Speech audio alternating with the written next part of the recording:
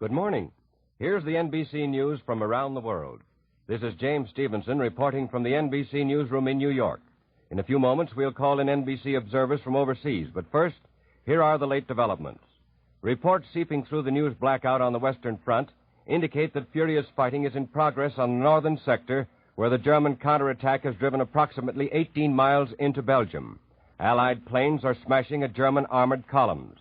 In the Balkans, the Red Army is only 3 miles from Kassa in eastern Slovakia, threatening the German defense from Poland down to Hungary. General MacArthur's troops are continuing their push up Mindoro Island and meeting with little ground resistance. At the same time, United States headquarters in the Pacific reveal that 742 Jap planes have been put out of action in the past week.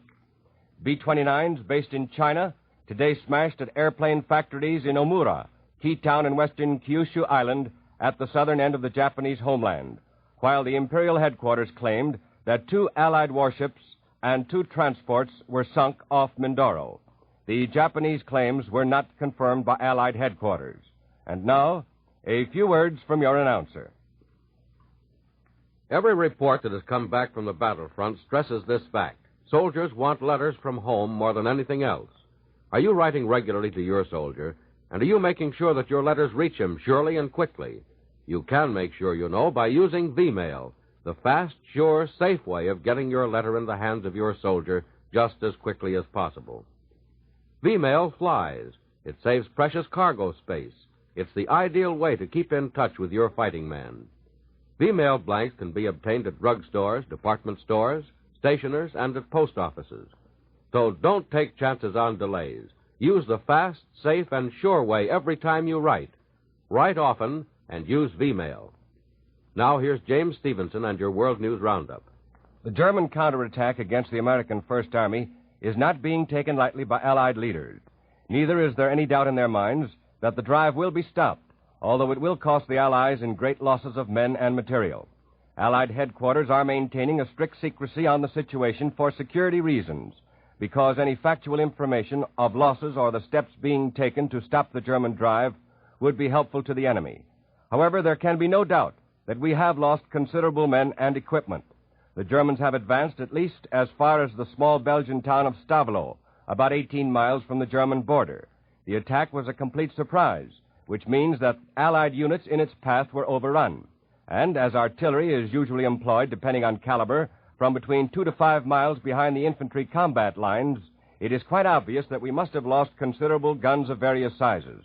In addition, the average infantry division will fight on a front of approximately 6 to 7 miles, requiring a depth of about the same distance for deploying of troops and bringing up supplies and replacements, which means that the German drive on a front of around 70 miles must have involved at least 8 Allied divisions at a minimum and pushed them completely out of their positions. Such an action, depending on the speed with which it was accomplished, would naturally result in heavy losses to the defenders. The greater the speed, the greater the losses, particularly in prisoners taken. Of course, as I said before, there is an almost complete blackout of news of the fighting by Allied Supreme Headquarters. But military principles such as tactics are commonly known, and from the meager facts we have, it appears that we must be prepared for bad news when full reports are finally made. The Germans are suffering huge losses, too. Field Marshal von Rundstedt is throwing great masses of tanks and men into his drive with almost reckless abandon. It is questionable as to just how long he can keep up the pace. He has committed great numbers of his reserves, both men and equipment. The odds are completely against him in the long run, and the natural query, so far as military science is concerned, is where does he go from here, and what can he accomplish in a final showdown? We have more reserves and much more material. We can take more losses than he can and still come up strong. In other words, it probably would have been wiser from the military viewpoint for the Germans to continue a holding defense such as they had organized along the Western Front, hoping to tire us out and thus win a negotiated peace. But having committed themselves to this counterattack, it will be much more difficult for them to play a holding game in the future, for they won't have the men and equipment with which to do it. Their losses now will make it impossible. But it may be that the Nazi game is to make this one last supreme effort and then they'll go down fighting, giving future generations of Germans an ideal upon which to build a new super race.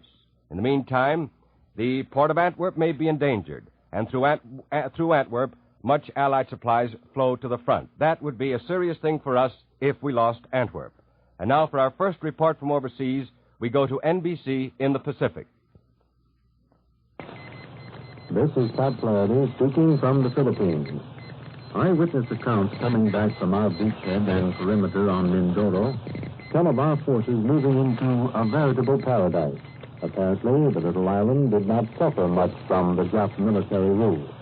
Conversation with two United States Army Signal Corps men, Lieutenant Jeff Luditz of New York City, photo unit officer, and PFC Bill Woodruff of Newton, Massachusetts, combat photographer, described the operation as being a perfect landing on a perfect beach. These two men went ashore in the first assault wave, but they said there wasn't even token resistance by the Japs. The Filipinos said the Japs had warned them that the Americans would strike Mindoro between December 12th and 20th. We hit it on the 15th. The area is ideal for airstrips, and our aviation engineers are ahead of schedule on their strip project. The two small strips formerly used by the Sugar Plantation Company were relics of the past and have been left as such. It won't be long before the Japs northward will be feeling the sting of these new air bases. When they fled to the mountains, the small Jap garrison force made little effort to destroy valuable equipment and machinery on the island. However, they smashed most of their weather and observation installations. 20 American pre-war form tractors painted a very bright yellow were found intact and ready for use. San Jose itself, said PFC Woodruff, is very neat and attractive, just like a little New England farm village, although the new military traffic is kicking up a lot of dust. Talking with some of the Filipinos, Lieutenant Luditz learned of a very dramatic highlight. The Jap garrison commander told the natives that he had a son now serving in the United States. We take you now to the NBC newsroom in New York. The rosy picture in the Pacific is offset somewhat by developments in Europe. For a first-hand report, we take you now to NBC in London. This is Ed Hawker in London. Here is at home this morning, the one big subject of discussion has to do with the first U.S. Army front. Everywhere, people ask the same question: how are the Americans doing today? The answer, as we know, is that neither side is saying. There's still a security ban on dispatches from General Hodges' area of operations. And the Germans today are speaking in vague terms about the next few weeks, saying the next few weeks will require the last ounce of strength from the Reich, saying that grim battles await the German soldiers, that all the steadfastness Germans have learned during the past tough months will be needed now. The one thing we do know, and this from General Eisenhower's morning communique, is that Von Rundstedt continues to exert formidable pressure against the U.S. First Army, that the Germans are pouring transport and armor as well as paratroops into the thrust to an extent unknown since their initial onslaughts against the Normandy beachhead, that the greatest battle of the West is raging both in the air and on the ground, and that early indications point to heavy losses in men and materiel for both sides. The British generally take the attitude that Von Rundstedt's drive is a terrific gamble for time. But realistically, they point to the apparent fact that the thrust was a surprise, to the obvious fact that the Nazis have reorganized after the German army's greatest defeat of all time, and their conclusion that such an achievement is clearly a military success. As for any comparison with Ludendorff's offensive in 1918, that's fantastic, in the words of one commentator, based on false analogies, says another, if only because Ludendorff in 1918 opened up with final victory for the Germans in mind. Today, Von Rundstedt can hope for no more than a postponement of the final Allied victory. In his late report pointing up the situation on the Western Front today, the Prime Minister himself, here in Commons in London, said a great battle is proceeding now. He then went on to say, in answer to questions, that he did not expect to make any summing up of the situation before the new year, certainly not before Christmas. Elsewhere on the front, in General Patton's zone, mostly mopping up activity, progress slow. On the 9th U.S. Army front, the slightly rejuvenated Luftwaffe during the night raided both forward and rear areas, and General Simpson's army is being subjected to an almost continuous shelling by German artillery and mortars. And at the southern tip of the front, there's stiff fighting northwest of Kalmar. This is Ed Hawker in London, now switching you to NBC in Washington. This is Leif Eade in Washington. And this morning, just about everything in Washington is foreign affairs. Ed Stettinius' statement on the Polish boundary question is seen here as holding the door open a little while longer for London's Polish government in exile to make a deal. If they don't hurry, then Stalin's likely to slam the door shut and sit down and talk business with the Soviet-sponsored Lublin Committee. But Washington's pretty much of a mind in thinking that the Polish boundary question will be settled soon on Moscow's terms. Our foreign policy is getting a thorough going over in the Senate. That coalition of three New Dealers and progressive Phil La Follette is holding up the vote on Joe Grew, Nelson Rockefeller, Will Clayton, Jimmy Dunn, Archie McLeish, and General Holmes. Claude Pepper let go for almost 5 hours on the floor yesterday in what he calls a preamble. He wants to hold the nominations over till the next Congress. But Tom Connolly, who's trying to push these names through, says the whole thing's obviously a filibuster, and he talks about possible night sessions. Senators Vandenberg and Brooks want the president to outline a whole foreign policy. Even old Hy Johnson, one of the spearheads that killed the League of Nations over 20 years ago, spoke up in sympathy for Greece. And it begins to look as though Connolly's going to have to pull a letter from the White House to get his men voted on. Otherwise, in Washington, it begins to look as though Sewell Avery may get another free ride out of his offices. Montgomery Ward let the deadline pass last night for telling the War Labor Board it'll obey its wage orders. So now the case goes to the White House. Those new draft orders say that every man under 30 who has been rejected for service since last February, except those with obvious physical defects, must be re-examined in 1945. And maternity ward statisticians at the War Production Board say that the 1944 production of diaper cloth figures 34 yards for every one of our young citizens. This is Eade in Washington, returning you now to New York. So far this morning, we've heard from NBC observers Pat Flaherty in the Philippines, Ed Hawker in London, and Leif Eade in Washington. Now, here's your announcer, and then I'll be back with more news. The most critical manpower problem facing our country today is not in the Army or the Navy or the war plants, serious as is the need for men in those classifications. America needs men most in the merchant marine, men to man the supply ships that carry the guns and shells and gas and trucks to the scene of action. A lot of men have left the merchant marine. America wants them to come back, along with thousands of other men with or without sea experience. As a matter of fact, America needs 43,000 new merchant seamen within the next 12 months. Mates, engineers of all classes, able-bodied seamen, firemen, oilers, water tenders, radio telegraphers, cooks, and telegraphers.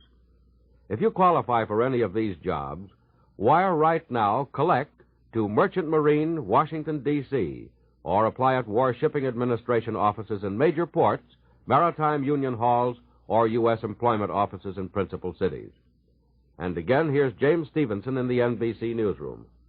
The United States Office of War Information announced today that America, a monthly magazine designed to acquaint the Soviet people with the United States, has been placed on sale in Russia. The new publication is the first effort by the United States to circulate propaganda in the Soviet Union. It's printed in the Russian language, of course. Well, the Japanese are now being hit with made-in-Japan bombs.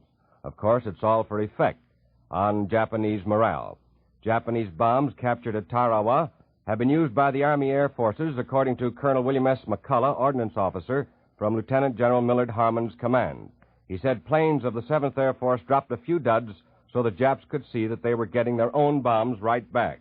And another Japanese leader has left the war scene, according to a Tokyo broadcast which said Jinjiro Fujiwara, munitions minister, had resigned for health reasons and had been succeeded by Shigeru Yoshida, former welfare minister. And that's the morning's news from around the world. This is James Stevenson saying goodbye from the NBC newsroom in New York. This is the National Broadcasting Company.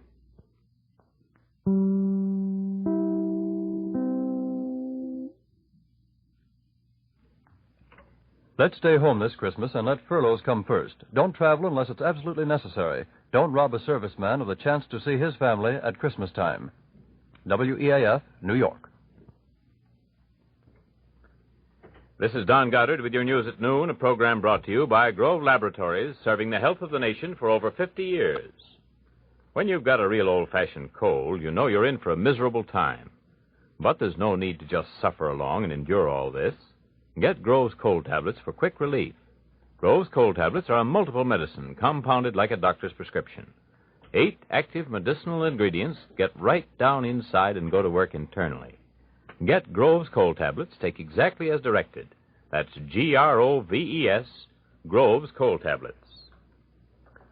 German tanks, some of them backed up by infantry, are striking deeper into Belgium today, but in some sectors, American tanks and infantry are holding firm. The latest dispatches from Supreme Headquarters in Paris say that Nazi armor has advanced more than 20 miles into Belgium and Luxembourg on this, the 4th day of the greatest German counteroffensive of this war. Front dispatches quote a senior staff officer with the First Army as saying that the German offensive still is mounting and has not yet reached its climax. Other dispatches tell of German paratroopers entering Belgian villages dressed as the United States Army uniforms, as United States Army soldiers, and driving captured American jeeps. And there are reports that the Nazis are using captured Sherman tanks and are murdering Belgian civilians who show their pro-Allied sympathies. And there's one tragic story of a group of Germans riding in a captured American tank. One of the Germans leaned out and yelled to a passing group of Yanks to come on over, in good English. The GIs started over toward the tank, and they were mowed down by machine guns. Today's German High Command communique says that more than 10,000 American prisoners have been taken so far in this drive, 200 American tanks destroyed or captured, and 124 Allied planes shot down. And the Nazis say their spearheads are still advancing. No more details. The Germans also have a news blackout.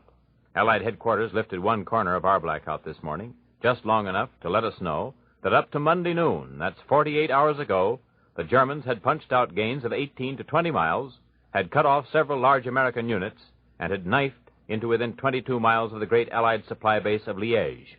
But that was 48 hours ago, and that's history now. For news of what's happening today on the Western Front, we have the first direct radio report on the German offensive from NBC's reporter with the First Army, from Jim Cassidy, who's covered the Nazi drive from the beginning. And I'd like to point out a few things to listen for in James Cassidy's broadcast. He says the German attack is continuing in undiminished strength. The situation is still grave. Listen for that. His words give the lie to all the glamorized and over-optimistic reports we've been getting that the Nazi offensive is dying down of its own weight, and that it was nothing to worry about after all. And so for a first-hand report of the truth from the First Army front, the truth so far as we're able to give it to you, here is NBC's James Cassidy, recorded from a broadcast made earlier this morning. This is James Cassidy with the American First Army speaking from Belgium. This morning, official Army sources reveal that the powerful German attack launched this week has resulted in the cutting off of numbers of American troops near Saint-Vit, a Belgian town about 25 miles south of Eupen. Our troops were caught in a German armored pincers, which has now carried the enemy to a point within 3 miles of Saint-Vit. 3 miles further south, the Germans have broken through to the village of Marsfeld. There were several German thrusts against the Belgian and Luxembourg frontier, but the chief one came from the Schnee-Eifel forest. It is disclosed today that in the course of that attack, some other American troops were surrounded. This morning, the German attack continues in undiminished strength. The situation is still grave. News of the first big setback of the First American Army has echoed in terms of wild rumors all over Belgium and Luxembourg. On Sunday night, when I was in Luxembourg City, rumor had it that the Germans were only a couple of miles outside the town. That was an exaggerated story. Next night, in Brussels, worried people asked me if the Germans had broken through our lines and were marching on the capital of Belgium itself.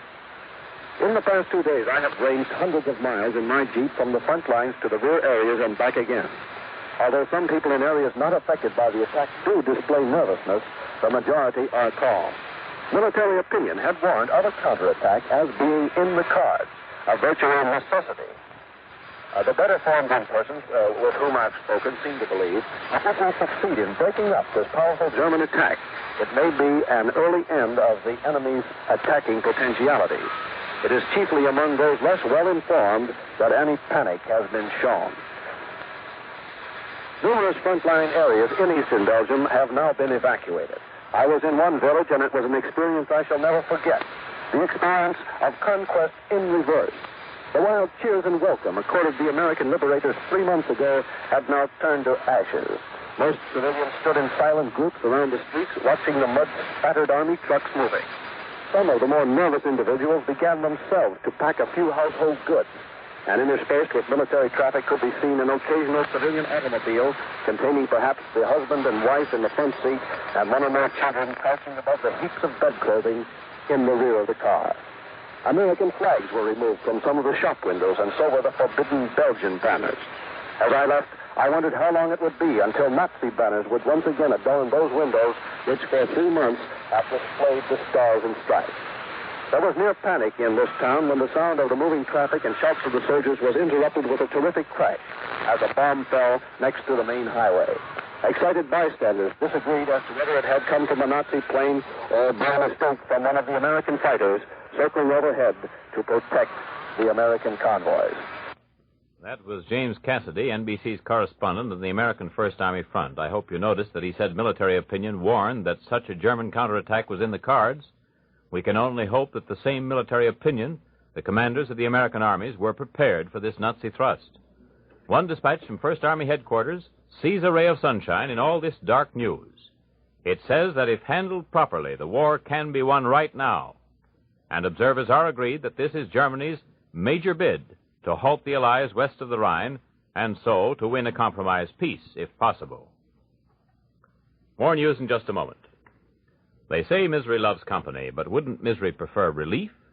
Now, the usual miseries of a common cold can be relieved fast with Grove's cold tablets. It's a multiple medicine, compounded like a doctor's prescription. Here's no more one-purpose tablet, but a combination of 8 active medicinal ingredients that'll take right hold and work internally to help all these usual cold miseries at once. Reduce fever, relieve headache, alleviate body aches and pains, reduce nasal stuffiness. No wonder millions of cold sufferers have turned to Groves for cold misery relief for 51 years. Of course, rest and avoid exposure. Insist on the genuine Groves cold tablets. Take exactly as directed. Look for the Groves signature on the box, Groves, known to millions for over half a century as famous bromoquinine cold tablets. Prime Minister Churchill has battled a new flood of criticism in the House of Commons over British intervention in Greece. He said that Britain, the United States, and Russia are cooperating fully on the prosecution of the war, but the Prime Minister added, whether there is complete agreement on every aspect of these matters is another question altogether. Churchill declared the burden of settling the civil war in Greece has fallen upon Britain. He said, and I quote, "We had a certain task thrown upon us, and we are discharging it to the best of our ability." Foreign Secretary Eden told Commons that Britain has no selfish aims in Greece and would be glad to turn over its responsibilities as soon as it can do so, consistent with its obligation. Eden said no agreement yet had been reached in the Civil War. He admitted under pressure that the right-wing Edes forces in Athens have been allowed to keep their arms, although British officers have demanded that the left-wing Alos forces disarm as a prelude to any armistice. Alos leaders have said repeatedly that they will not surrender their weapons so long as Edes troops remained armed. Meanwhile, Athens is considerably calmer today. The shooting has died down, but the civil strife is not over by any means. General Scobie, the British commander there, has just announced his determination to carry the fight to the Alos forces. Scobie has warned civilians in Athens that Alos guns, firing upon the city after 9 o'clock tomorrow morning, will be attacked with all arms at his disposal. And over in Italy, British 8th Army troops have regained the initiative again after falling back under sharp German counterattack. The British have taken a small village north of Faenza, while Indian and Polish units have cleaned up Nazi resistance along the south bank of the Sinio River. In Rome, the new Italian cabinet announces it will hold democratic elections throughout liberated Italy next spring, the first free elections held in Italy in 24 years. Today, the Russians are driving on the Slovakian stronghold of Kassa from 2 directions. Soviet forces are from 9 to 14 miles from the big German-held railroad and highway center, and the German-Hungarian defenders are falling back. Many of the Hungarian troops are deserting their Nazi allies. Axis reports of another B-29 raid on Tokyo last night have been confirmed now, but it's nothing to cheer about, really.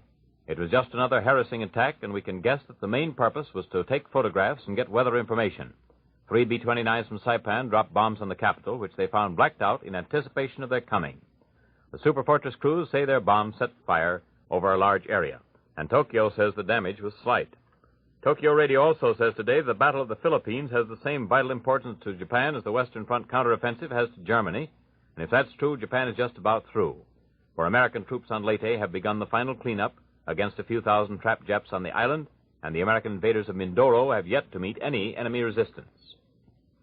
Back home, Uncle Sam's G-men have opened another chapter of the case of the U-boat saboteurs. This morning they arrested in Newark, New Jersey, one Karl Emil Ludwig Krepper, 60-year-old naturalized German, one-time Lutheran minister who had held pastorates in Philadelphia, in Newark, in Rahway, and Carteret, New Jersey.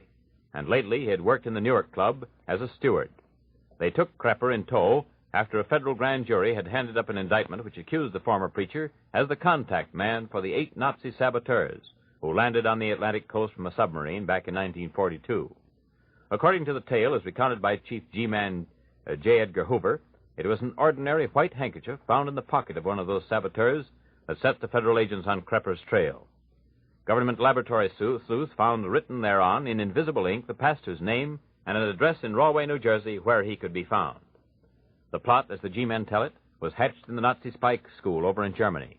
Krepper already was an American citizen, having taken out his papers in 1922 in Philadelphia. But, charges the government, he conspired with the head of the spy school in Germany and with his wife, Bertha, on a visit to Germany to set up a haven in this country for the poor, persecuted Germans who might arrive in this country by submarine, for example. His wife stayed on in Germany and collected the pay that the Nazis agreed to give Krepper, say the G-men today. And she may still be doing it for all we know. After he returned to this country with his instructions in 1941, Krepper gave up his connections with the church. For 2 years, the Federals have been on his trail. And one wonders, hearing this story, how many more like that are abroad in the land. All but one of those 6 men just appointed to the State Department have been sworn in this morning, and the department has begun to move to restore its operations to full-staffed running order. All took the oath of office except Brigadier General Julius C. Holmes, named as an assistant secretary, but who is still in Europe with General Eisenhower's very busy staff. Justice Stanley Reed administered the oath to Joseph C. Grew, undersecretary, William L. Clayton, Nelson Rockefeller, Archibald McLeish, James C. Dunn, all assistant secretaries. The city of Trenton, New Jersey, has been tied up this morning with that bus strike, and travel is practically paralyzed. Thousands of war workers kept from their jobs. 50 drivers and garage attendants of the Trenton Transit Company, major carrier in that area, which has no streetcars, began their walkout yesterday morning. The strikers, members of the Amalgamated Association of Street, Electric, Railway, and Motor Coach Workers of America, AFL, left their buses and garages in protest over the appeal of the company from a decision of the Regional War Labor Board. The decision approved a 40-hour week for garage men and 44 for drivers with time and a half for overtime. The company has asked the national WLB to review the case, and the decision is pending. Big war plants are affected. A few short items. The Montgomery Ward case is on the president's desk for action. New York City is getting set for a record crowd over the weekend, but the hotels say they have a few rooms for Christmas vacationers. And it was mighty cold this morning in New York, officially. In fact, the subway trains were delayed during the rush hour, and so were the Long Island and New York, New Haven, and Hartford railroads. Albany is without water today, a result of a break in a 30-inch main up there. Will you invite the Grove Laboratories to dinner? Will you let our research staff examine your meals for a week? What if you're not getting enough B-complex vitamins in your food? As many as 70% of American families in some regions don't get enough B-complex vitamins to meet highest health standards. That's from 2 of the best authorities in this country. Well, check it for yourself. Did you eat several servings of chickpeas this week? Did you have lots of fresh broccoli? Several helpings of lean pork? Plenty of peanuts, wheat germ, kidneys, soybeans? Unless you ate these or other rich B-complex foods each day, fresh and properly cooked, you yourself and all your family may have failed to get enough B-complex vitamins this week. If so, we suggest you add Grove's B-complex vitamins to your diet. We suggest that you take Grove's B-complex vitamins regularly, faithfully, daily. Large size only $1, big family size only $3. That's Groves, Grove's B-complex vitamins. Sunny this afternoon. That's your news at noon. This is Don Goddard speaking for Grove Laboratories and saying see you tomorrow. Don Goddard reports the news at noon from the NBC newsroom in New York.